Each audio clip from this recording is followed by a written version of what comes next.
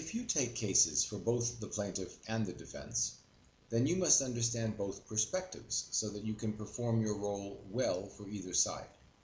It should help you know what to do if you can anticipate what the other side's expert is likely to do. If he or she is going to look closely at your report, then you have to be doubly careful about what you write. Think about the basis for each opinion you will express.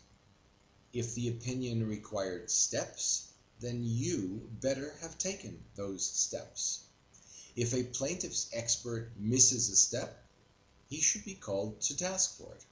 If you are the plaintiff's expert, do not skip steps.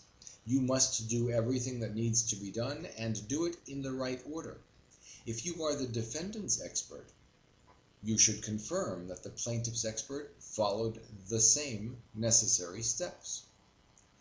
As the plaintiff's expert, you may have made one or more assumptions that led to your opinions. If so, those assumptions must be legitimate, explicable, and reasonable.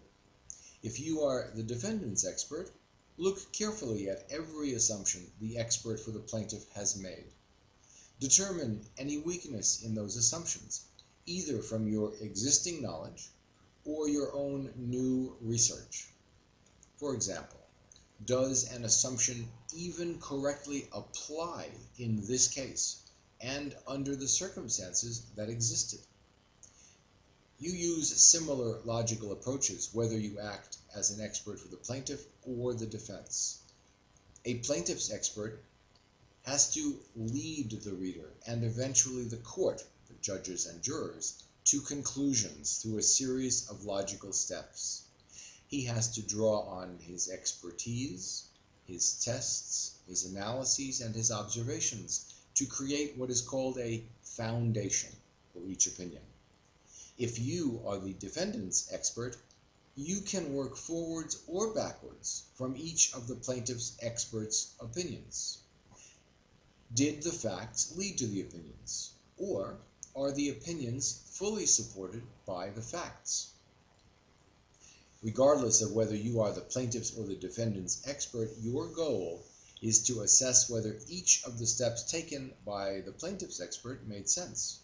Was it correct, appropriate, and complete enough to lead to the stated opinion?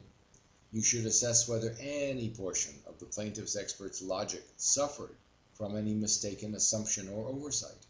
If so, your attorney can then legitimately use your assessments to undermine the credibility of the other expert or his opinion.